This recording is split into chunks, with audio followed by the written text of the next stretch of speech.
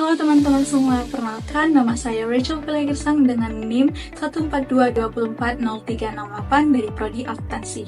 Nah, di video ini saya akan memaparkan hasil analisis saya mengenai status studi kasus yang saya kutip dari buku Dev CP yang berjudul Digital Business and E-Commerce Management Strategy, Implementation, and Practice, yang dimana buku ini adalah buku edisi ke-6. Di sini saya mengambil dari chapter 5 yaitu Case Study 5.2. Nah, tanpa berlama-lama, langsung saja kita ke pembahasan inti. Nah, untuk hasil analisis yang pertama yaitu adalah dapat mengetahui profil dari perusahaan Sandvik sendiri. Jadi, perusahaan Sandvik ini adalah perusahaan yang memproduksi peralatan pemotongan baja, logam, yang nantinya digunakan untuk pertambangan dan juga konstruksi.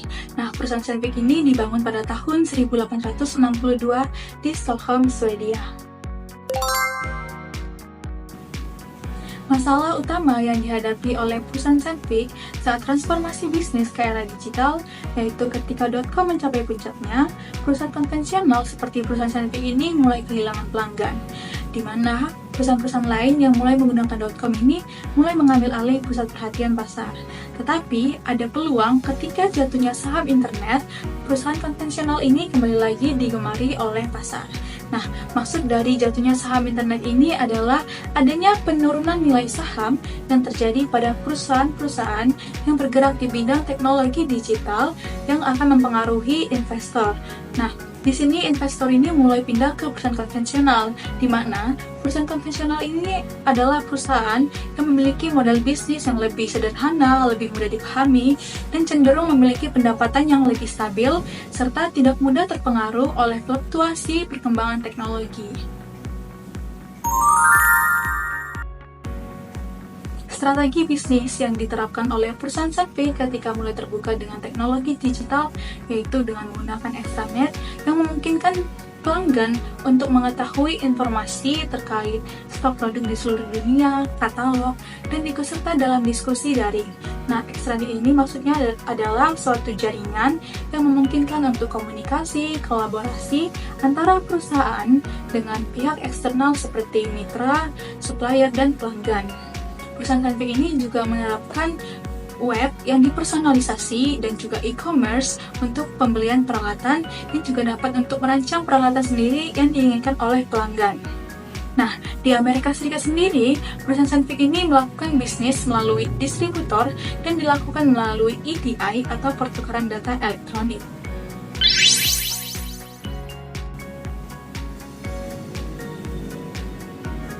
Selanjutnya, kita akan membahas terkait tujuan perusahaan Sandvik setelah bertransformasi ke bisnis digital, di mana perusahaan menetapkan beberapa tujuan.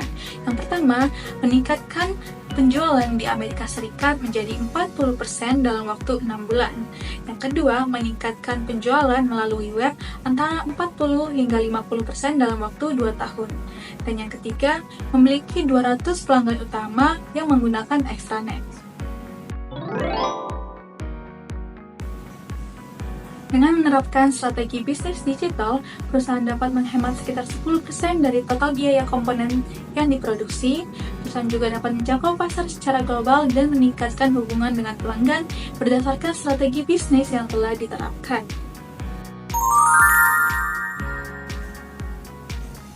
Berdasarkan hasil analisis yang telah saya paparkan, dapat disimpulkan bahwa perusahaan konvensional seperti perusahaan Sandvik sendiri dapat sukses bertransformasi secara digital dengan fokus utama yaitu kepuasan pelanggan dan kebutuhan pelanggan.